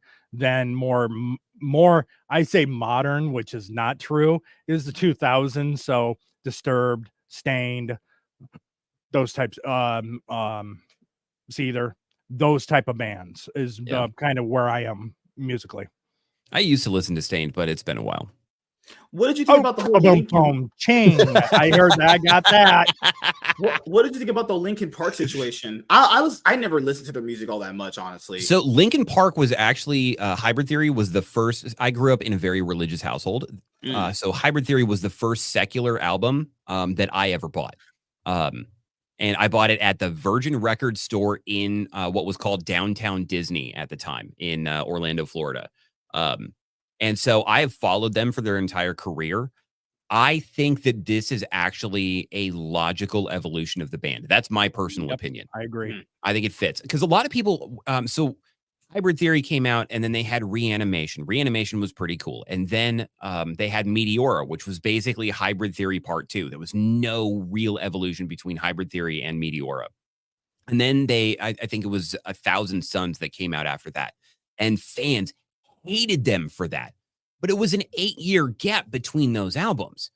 I mean, may not have been 8, but it was a very long gap between those albums, and it was an obvious, like you could hear the influence from the first two albums. I thought it was Minute to Midnight that came out. You're right. You're right. Yeah, Minutes to Midnight. Yes, but I do know the division that happened with their fan base with the one that you're discussing, because it was a completely different sound. Mm-hmm. It was different because Mike Shinoda is experimental. He is trying different things, and a lot of the albums besides Meteora and Hybrid Theory, which were essentially, they could have been a double album and it would have been fine. Mm-hmm. But the later stuff, he's being experimental. He's being an artist. He is trying new sounds, trying new things. So and he was 10 years older when that album came out. True. Yes, exactly. And the whole point of bringing in a female singer to replace Chester is just a natural evolution. Now, her trying to sound like Chester or don't do that. Don't try to mimic. I understand the aspect when you're bringing fans in and you want to hear, they want to hear someone that sounds similar. No, bring it. It's a new artist. Everyone understands. It's a new singer. She should be putting her own spin on it. Because I'm not a Linkin Park guy. I watched a little bit of her. What sucks for people is because basically they're always going to look at that guy as the best. There's nothing you can do about that. The best thing you can do in that situation is be your own person. Because if he tries to imitate him, then that's never going to be good for her. And Shinoda actually specifically said he didn't want someone who sounded like Chester. If they got a new lead singer, it would be a different direction for the band. Because what you're telling, what fans are saying when they say, oh well, they should have gotten a sound like Chester. You're telling a guy that he should hire on a new singer to replace his brother. Because that's how close you are when you're in a band, especially as long as that band was together. That's like saying, oh, well, you should get just someone who is a clone of your brother, but is not the same. As opposed to evolving and moving into a different direction, you have to do that. And I actually saw a post today on TikTok where a lot of people are saying that they should have just retired Linkin Park. Yeah, you retire your accounting job and move on to something else. Like, it's the same thing. He's not going to retire Linkin Park. So you're not in the camp of like they should have just rebranded the name and just call it a different band. You think it's fine to bring a successor in? Oh, okay. Yep. Yeah. Now, and that's where it's different with Linkin Park to let's say a 90s band Nirvana. There's a completely different situation because by and large Nirvana was Kurt Cobain. He was the lead singer. He was the original member of Nirvana. So that one is understandable. But when it comes to Linkin Park, Chester was brought in to Linkin Park. He was not the original founder. He was not the original group. So by that, in that sense, you bring in a new singer. It's unfortunate because of the loss of Chester. Great singer, very emotional in his delivery of the music. But you bring in a new artist. If you have, and I don't know if it was said, I had to walk away for a second. If the fans are bringing up and demanding a sound alike, you are hamstringing that band that says you are only successful when you have this sound. Right. You're not allowed to experiment anymore. You must always sound like this. You cannot change. Well, and what I had pointed out when you walked away was that what the people who want a sound alike are basically saying that you should replace a person who was essentially your brother with someone who is not quite your brother. And Shinoda specifically said he wasn't ever going to do it in that direction. The one thing where I think she does sound like Chester when she does the old stuff is she misses all the same notes that he missed live. Because that dude, he was great in the studio, but he could not sing for shit on a live performance. And it's why I never went and saw a show, because I've heard enough of their live performances. I'm like, this sounds like ass, and I hate going to concerts. So I'm just going to listen to the album and know that they did a really good job on the album, and the show is just going to be bullshit. Yeah, and I understand when it comes to things like that. Usually situations like that are very touchy for certain people because, like, music, even more so than movies, like, listening to a song could really change your day if you're having a really bad day, you know? And I can understand where it comes from. You know, music is very personal to people, but, you know, I would say give her a chance, you know, like don't throw her under the fire just yet. You know, she could also, keep in mind, people, she can also improve, or she could just be a straight up dumpster fire, but at least. And the new track is a banger too. It's really fucking good. Or, and you know, at least give her the room to improve though. Like a lot of people, she might have been nervous. She may have been overdoing it. Just gotta give people time. Everything nowadays is like, well, if it's not the best up front, then it's the worst. And it's like, calm down. It's okay. It's music. She can also improve. You know, they definitely picked her for a reason. I'm not I never really listened to that band that much, but I just hate it when people just give up on something so fast, so quick, and it's like, come on, man. Arthur, I gotta ask this question because you knowing Linkin Park for as long as you have, I have as well because I've listened to them since Hybrid Theory. When they released their 20th anniversary of Meteora, and they released the unreleased track of Lost, they're saying this was it's the 2002. They haven't touched it and all this stuff. Do you think that's true? Because I'll say my opinion after you say yours. I actually don't know if I've heard that song, so I don't have an accurate answer. Oh, okay. Fair enough. Yeah. I personally, the way, because they released it, I heard it on the radio and I'm like, wow, this, I mean, sounds really good. It sounds modern. It sounds up to date. When they released the 20th anniversary of Meteora, you listen to, they put it after Numb. And so you listen through the album and then this song comes on and it has almost a very different feel overall musically to the rest of the album, where they were kind of like, well, we took off Lost because it sounded too much like Numb. We already had a Numb type song, and Lost is so much similar to it that's why they cut it off. But it's something about it just strikes me as, no, I think it's been polished after. This isn't the original mix from 2002. But yeah, if you get a chance, look it up on YouTube. It's Lost from Linkin Park.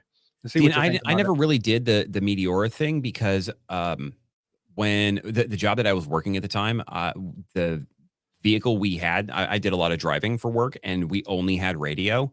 And basically, the entire Meteora album got played over and over again, and it was so long from Meteora to Minutes to Midnight that I was just tired of that album. So if I never hear a song off that album again, and the one that they had in Transformers, like if I never hear those again, I'm okay.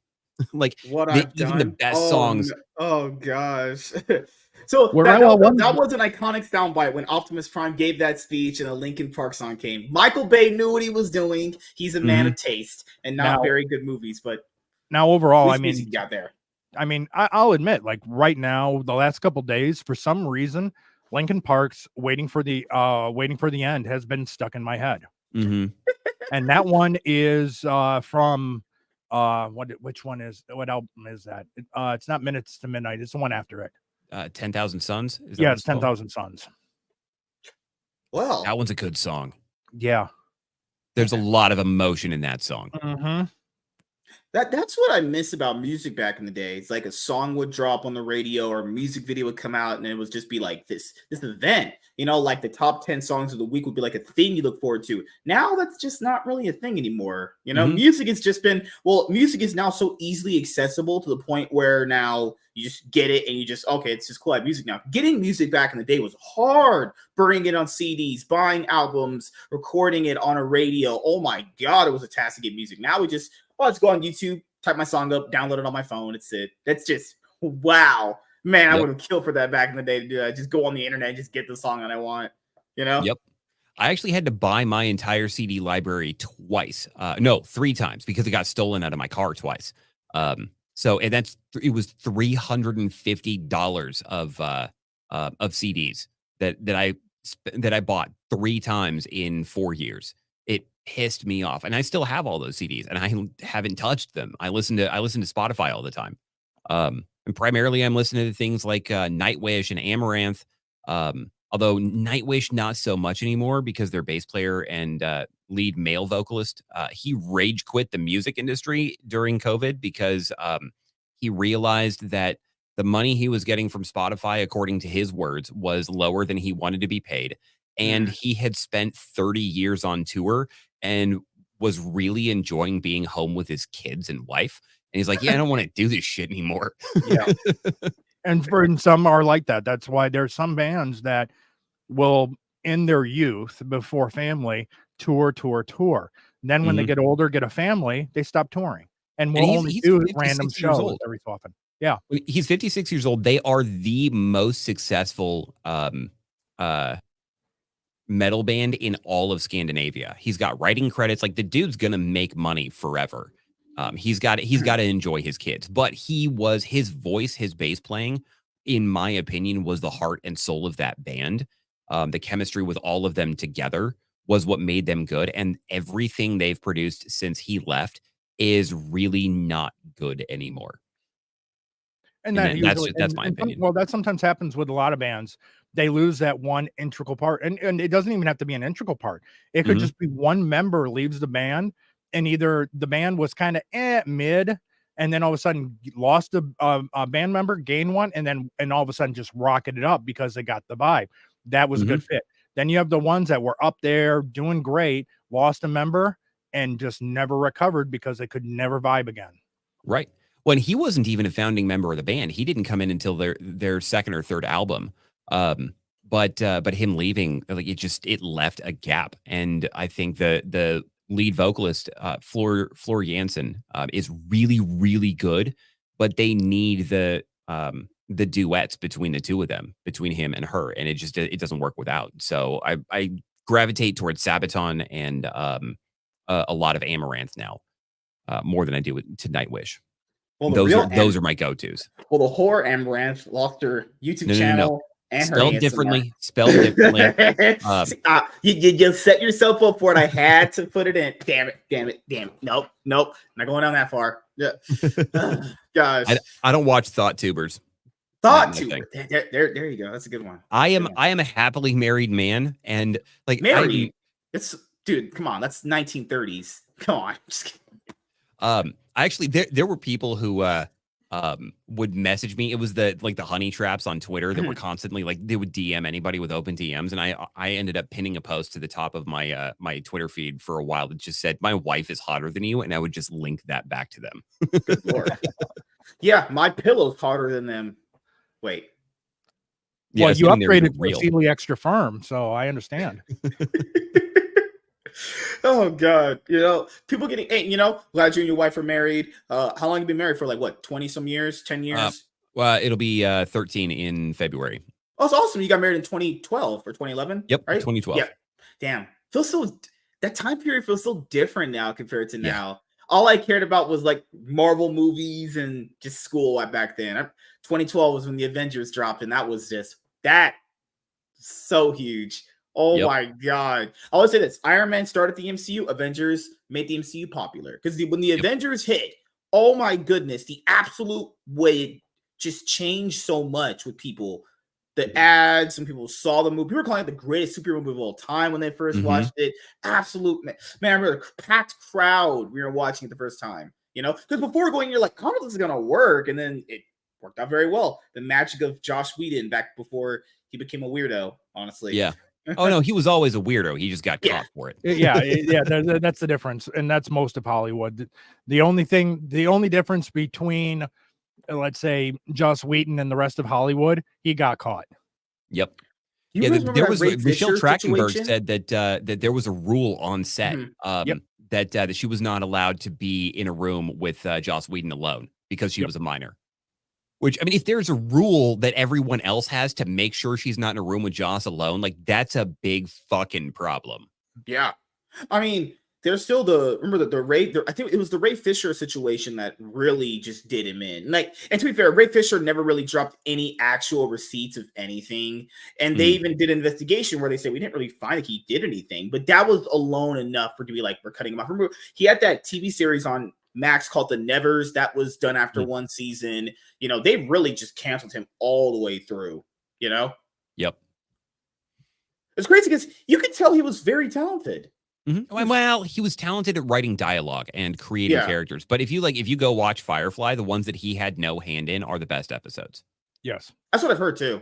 I never watched Firefly, but I've heard that as a common sentiment. Overall, I liked as a series, I did like Firefly.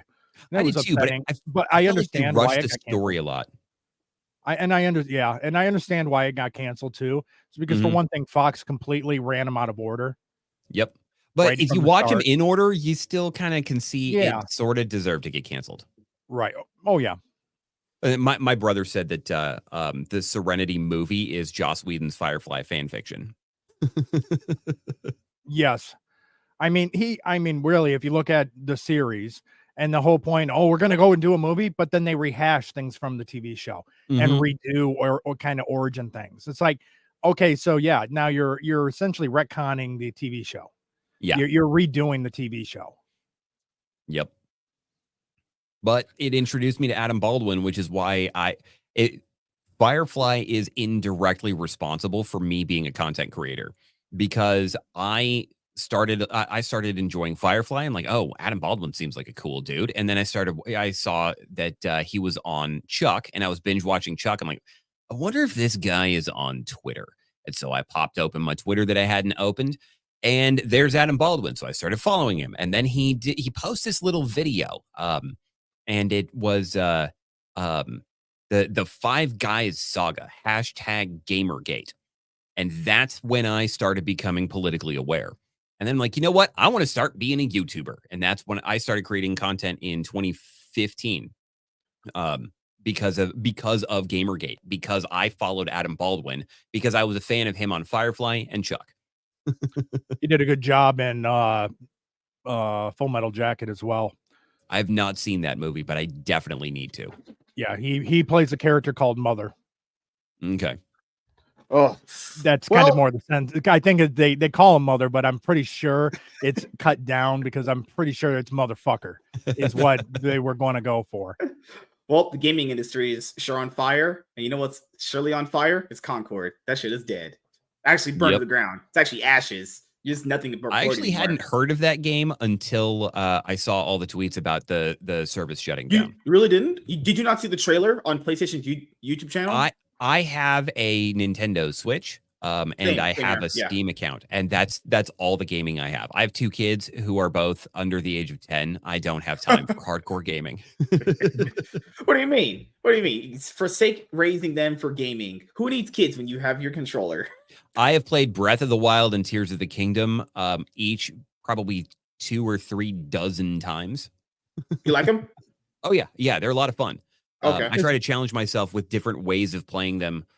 Just to not get bored. But I have, between those 2 games and then XCOM 2, those are basically what I play with the kids. I'm a little behind the gaming a little bit. I mean, I just got a brand new system, kick-ass Nintendo 64. I am staying up to date as much as possible. Now, granted, I think I'm actually behind the bell curve a little bit, but no. And this is overall when it comes down to PlayStation, Sony, even Steam, by and large, that's the one thing where Nintendo got attacked a lot because of their really strong control over their games. But the reason why they became so successful and their games were so good is because of that quality control. Now, granted, developers didn't like playing under those rules and had taken them to court, but it's understandable. Nintendo came out after the fall of the home gaming market, after the crash with Atari. So they saw what happened when a market got flooded with no quality controls. Yeah. And from that point on, Nintendo, by and large, every game, for the most part, that Nintendo puts out is a pretty good game. Yeah. It may not be to my taste to play, but the quality is still there. Right. And I enjoy Nintendo. I like having the mobile system. It's something that's easily accessible for my kids. It's not as expensive as an Xbox or a PlayStation. And I don't play first person shooters. I don't play the in-depth games because I largely don't have the time. So, I don't have a problem. Nintendo knows what they are. And Nintendo knows what they are. They know they're not a powerhouse system. They understand that they're not creating the latest cutting edge systems like Sony and Microsoft are saying they're fighting each other over. We're doing a system that's affordable, that is fun. And I think it was ingenious to make the Switch both a console game system and a portable system in one. I think that, I mean, granted, that's the melding of a Game Boy and then a console. But I think it was ingenious. Playing games. Didn't we want to be able to put our Game Boy on the TV and then pick it up and walk away? Yeah, that was ingenious. And hopefully with the Switch 2, they continue with that format. Yep. Oh, I totally agree. If Nintendo goes back to just a console, it could be the death of the company, in my opinion. Yep. So, but I think they've been building to this for a long time. I think they've been trying to. I think they've wanted to do this since they introduced the Game Boy Color. That's my opinion. You could kind of see them start to experiment with the Wii U. That's where you could see that they were starting to play with it to see if the functionality of it. And granted, well, Wii U was not successful. It did not do very well. People didn't understand it, and you could see that they were experimenting. Now, granted, Nintendo in the past has made some consoles that just weren't huge sellers, but then you have other ones that were just exceptional. Their biggest system so far is the Nintendo Switch, and rightfully so. And then on top of that, making the Nintendo Switch Redux version. I can't remember what they call it. It's not the OLED. Mini. Yeah, the light. Yeah, no, not the OLED, the lights. So it's even cheaper, and it's a fully mobile system. Yeah. So I mean, you don't have the Joy-Cons that are removable or anything like that. It's a little bit more compact, a little bit sturdier because the Joy-Cons are completely part of the system. So and the Switch is great. It also, we got to factor in the Switch also gets most of the big games that the Xbox and the PlayStation now has too. Like obviously that there's the exclusive stuff here and there, but if you look at all the newly released stuff, the Switch has been getting it. You know, like they're not going to get like, or just recent, they're not going to get Dragon Ball Z Sparking Zero, obviously, but eventually they might. You know, Dragon Ball Z Fighters didn't originally come out on the Switch, but it could come out for it later on, you know? Especially on the Switch too, if it's got the hardware specs for it. Yeah. So. Or even just like the Arkham Trilogy. They put out the Arkham Trilogy port on the Switch, all DLC content, 3 triple games in one. They threw out my boy Arkham Origins, but it's okay. It's okay. I'll live. I'm still waiting for that Arkham Origins. There are just some games because I game with my kids in the room that I just can't play right now. So true. I've never been good at first-person shooter games either. So what overall, the one thing that I'm really when your kids played, because there's some Mario games that are there, like Super Mario Brothers Wonder. There's a few other ones. Are those actually genuinely good? I don't know that I've played Wonder. I know we do Mario Party together. You like that one? A bunch. Yeah, it's okay. I mean, it gets boring pretty quick. Kids, my kids, they don't get a lot of screen time. They have iPads. My wife and I bought iPads in 2014, and so they have those iPads, and so their screen time on the iPad is limited to the battery life of those devices, which is like 2 hours at this point because it's a 10-year-old tablet. And they would rather play outside. They'll watch TV shows, and halfway through the TV show, they're going to go out and play outside and pretend, which is a lot of fun when you're in the country. And my kids are such country kids. We used to have chickens. And so like they're the kids who, when we went to the beach, they tried to grab the seagulls. They take their shoes off in parks. I'm like, this is an inner city park. You can't take your shoes off. There's probably needles on the ground here. Like, stop. But my kids love to play outside much more than be on screens. So we're playing like the simple games. My daughter is playing the Pokemon Let's Go Eevee because she can read now. Oh gosh. My son is just playing Animal Crossing, and we've done Animal Crossing together. That used to be women's biggest thing for a while, is Animal Crossing. Whatever happened to that game? It feels like it kind of just fell off a little bit. Well, Animal Crossing New Horizons is the most recent one. That's the one on the Switch. And we used to play it a lot together, like me and both the kids. But now the kids basically have the run of the island because I just got bored with it. Part of it is it feels like work, and like I don't want to log into a video game and clean up weeds after I've spent 2 hours cleaning up weeds in my real yard. So, but one thing I will say that I am liking with what Nintendo has done, though, is the re-releasing of classic Nintendo games, classic Super Nintendo, and on top of that, making and releasing wireless controllers from the generation. So I need to get those controllers because a lot of the games are really shit with the Switch controller. Yeah. Like Jet Force Gemini was my favorite Nintendo 64 game, and the controls are just completely terrible on the Switch controller. Same with same with the Zelda games. That's why for Super Smash Brothers, if you play Ultimate, people still will use the adapter and play on a GameCube controller because the GameCube controller is fluid. I haven't done it on the Switch Pro controller yet, but I heard it's not as good, you know? Okay. I actually had the original Smash Brothers game for the N64. You did? Oh, okay. Yeah, I did as well. I don't anymore, unfortunately. That was the one thing I had it growing up. And so it's kind of a splitting of the brothers who's taking what system. And my brother got the 64. My brother got the 64. I got the GameCube. I still have my GameCube, actually. I Oh, still nice. have it. Yeah, I sold that. I think I sold that so that I could get tires for my car. That's I sold how my you know. Xbox 360 so we could buy a new couch. That's how you know you're doing dad stuff, selling your old stuff to provide for the family. That was before I had kids. That was just me and my wife. So we lived with my mom for a year after we got married, and then we bought a small place, and we were both we were poor as shit, and so we just saved up for stuff. Like I sold my drum kit so that we could buy our dining room table, which we still use to this day. So, but in honor, do you drum on it? No, nope. Gosh. Well, we had a good show here tonight. It was great having Arthur on for the first time. Hope you can come on next week. We can let the wife know what you're doing. Actually, go and just chill with the boys, kind of vibe.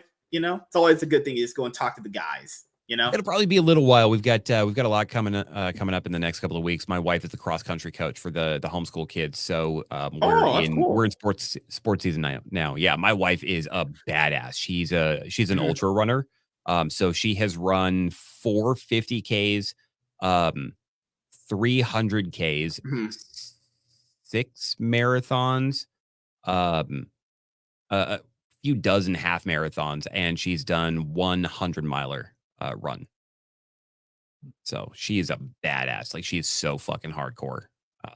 I'm really lucky, but she's also the coach. So it's sports season. So. And I'll start the outros here. Drunken Emerald Arrow, what you got planned coming up besides saving the city that you're not doing right now currently? Yeah, you're talking to us. You know, I'm just gonna admit defeat at this point. I'm just giving up. Not a whole lot. Just enjoying the rest of this weekend. Looking forward to the new week back here on Monday, and then next week also back to for Friday Banger. Yes, sir. And Arthur, Nix, anything you got planned coming up that you would like to let the audience know you're working on? Nothing major. If you like to see things about scams, I have a playlist on Rumble that just expanded and is going to expand again tomorrow. But aside from that, my usual schedule: Wednesdays and Fridays at 9 p.m. or at 10 p.m. Eastern, and then most Saturday mornings at 10 a.m. Eastern. So that's about it. Yeah. Hopefully you can come on the show again if you can coordinate it properly. And as you guys know, for me, more consistent content coming out. I'm going to be working on editing those videos and putting them out for you guys. The Cloud9 podcast, I'm currently on season 4 of uploading all the episodes to Rumble. And I should be unsuspended from Twitch in about a week because I said something in the chat that you can't say and got suspended for a week. God damn it. I hate Twitch sometimes. Good Lord, man. The Iron Man and Cloud9 podcast, new episodes will be getting uploaded to the podcast platforms for both shows under the one account, which is just Master Swag King. If you can't catch the show live, you can listen in to the show on your favorite podcasting platform of your choice. You can listen from your commute back and forth from work, when you're at the gym, or if you just want us to keep us as your second monitor experience. I prefer being the first monitor experience, but I understand family precedence first. Kids might want to watch VeggieTales. Can't beat VeggieTales, honestly, you know? And also, I'm currently working on getting my comic book channel up to 100 subs. I'm going to start putting out consistent content for that, as well as this channel, and then work on the 3rd channel, and then the 4th one in subsequent weeks. So thank you guys for your continued support. We'll be back here tomorrow, hopefully with Sunday Fun Day, with Professor Savage Dad to do Deadpool Wolverine WW3 issue 3 comic book review, and we'll have the Cloud9 podcast before that. So yeah, MSK is best served on a 9th monitor. That's, if you have 9 monitors, you're probably Batman in a bat cave, actually. So yes, thank you guys for checking out this episode of the Iron Man podcast, and we'll see you guys in